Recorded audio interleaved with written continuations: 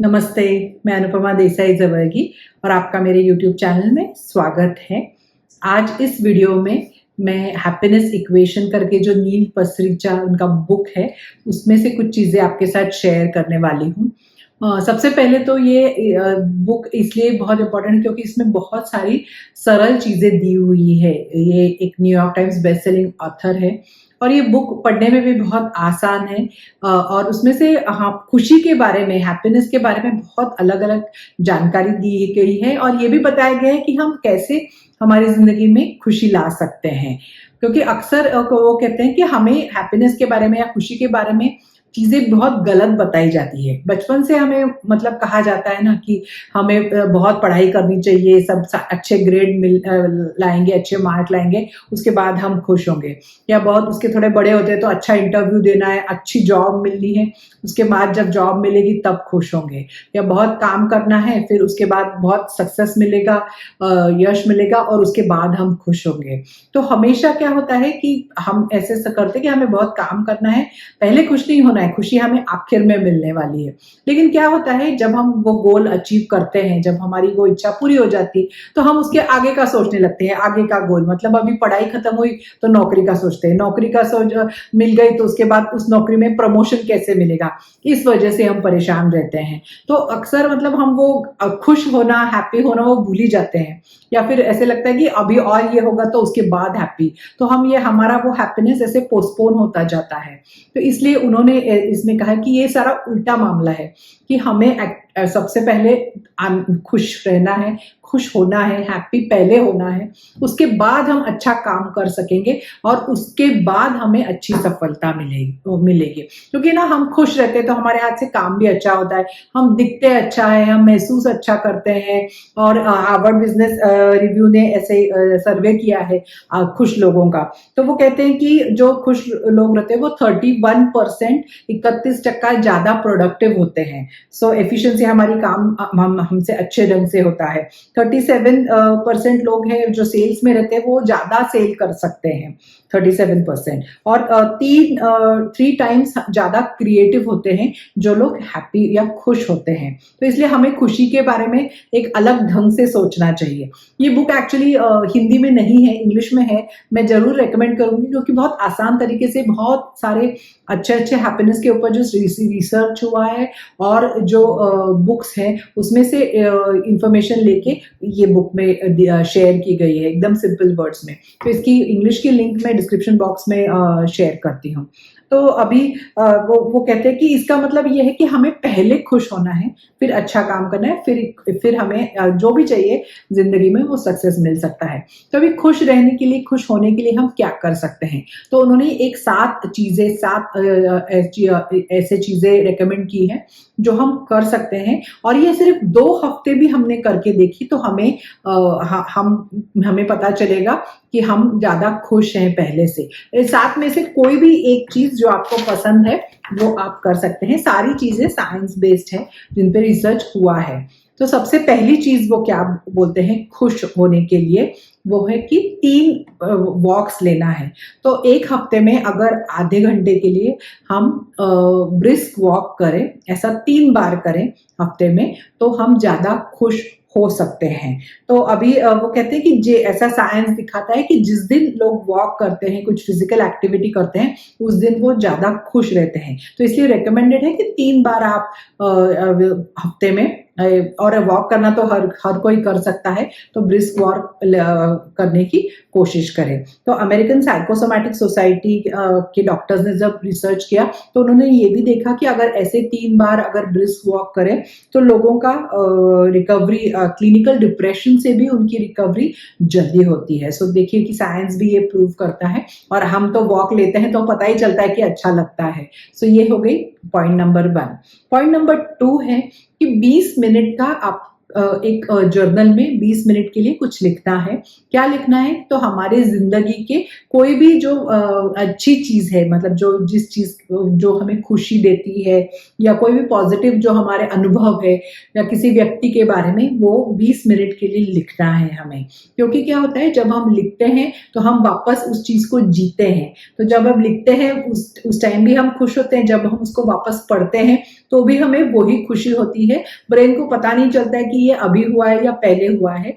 खुशी वैसे ही महसूस होती है जब हम ये ऐसे 20 मिनट का कुछ भी रिप्ले करते हैं। तो actually UT university of Texas के रिसर्चर्स ने ये भी देखा कि अगर कपल्स में अगर एक व्यक्ति ने भी ऐसे 20 मिनट तक लिखा तो उनका रिलेशनशिप एक दूसरे से बहुत अच्छा हो जाता है, उनका कम्युनिकेशन बढ़ता है, उनका प्यार बढ़ता है। ऐसा रिसर्च में दिखाया गया है। सो ये हो गई दूसरी चीज। अभी तीसरी चीज क्या है? Random acts of kindness.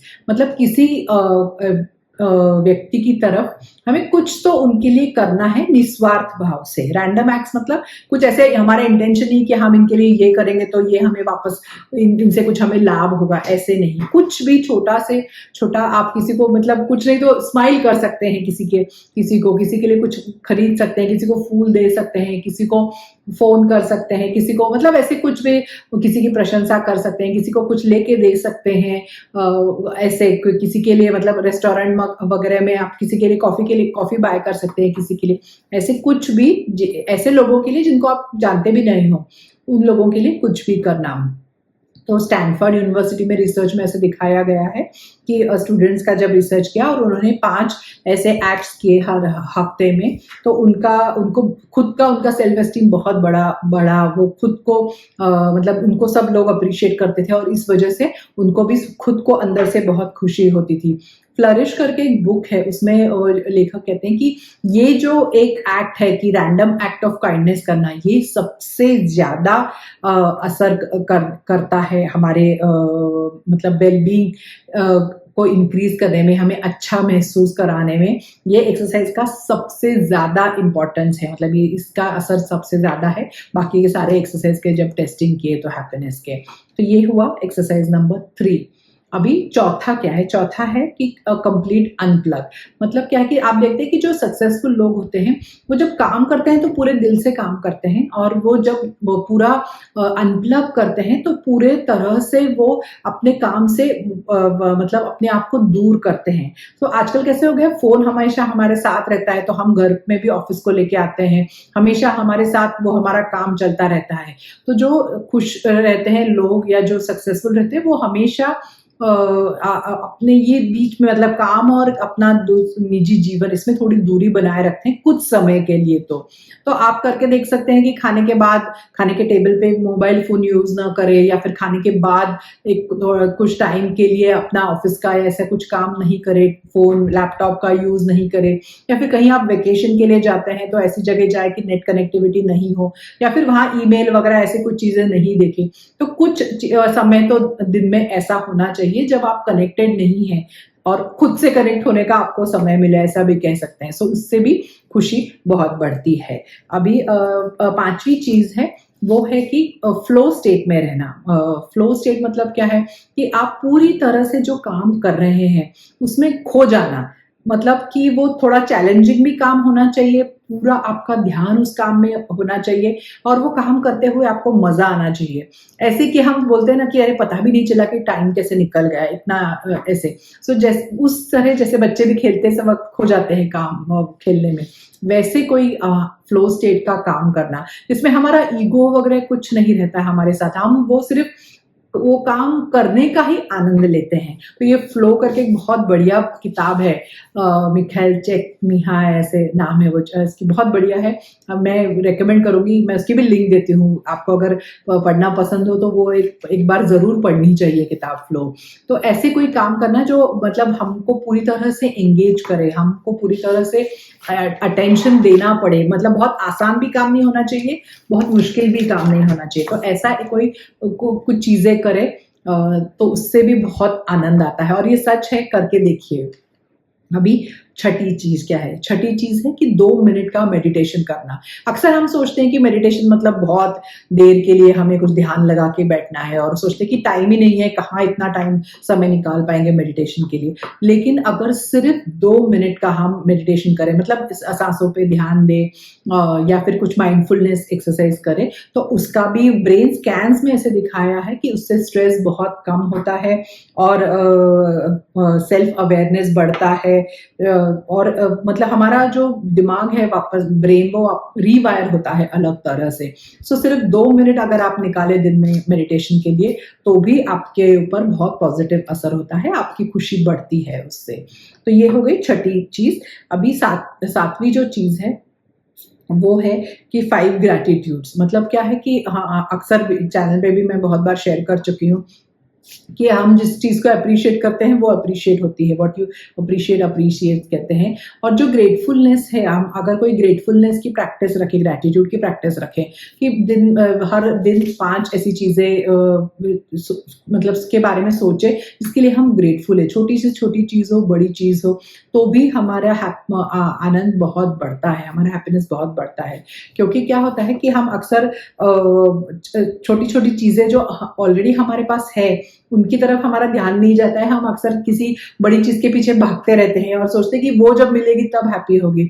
लेकिन जब हम ऐसे ग्रेटिट्यूड की प्रैक्टिस करते हैं तो हमें पता चलता है कि हमारे पास ऑलरेडी इतनी सारी चीजें हैं कि जिसके लिए हमें ग्रेटफुल होना चाहिए, जिसके लिए हमें कृतज्ञता व्यक्त करनी चाहिए। सो जैसे जैसे हम ये प्रैक्टिस करेंगे कि 5 चीजें हर दिन सोचे कि क्या है जिसके लिए हम उस दिन ग्रेटफुल हैं, तो बहुत जिंदगी में फर्क पड़ता है।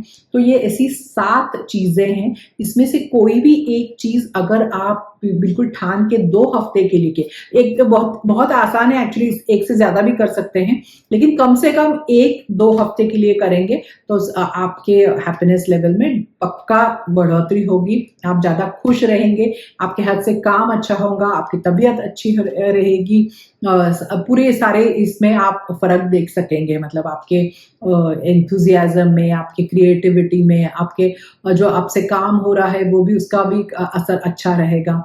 तो करके देखिए, पसंद आया तो लाइक कीजिए, किसी और को फायदा हो उनके साथ शेयर कीजिए, चैनल को सब्सक्राइब कीजिए और ऐसे ही अगले वीडियो में एक नए विषय के साथ मिलूंगी। थैंक यू, नमस्ते।